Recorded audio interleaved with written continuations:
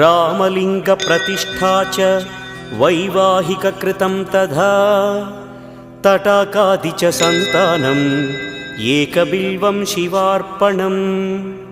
अखण्डबिल्वपत्रं च आयुतं शिवपूजनं कृतं नाम सहस्रेण एकबिल्वं शिवार्पणम् उमया सह देवेश नन्दिवाहनमेव च भस्मलेपनः सर्वाङ्गम् एकबिल्वं शिवार्पणम्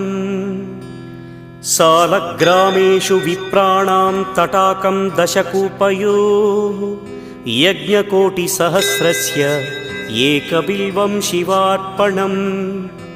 दन्तिकोटिसहस्रेषु अश्वमेधशतक्रतौ कोटिकन्या महादानम् एकबिल्वं शिवार्पणम्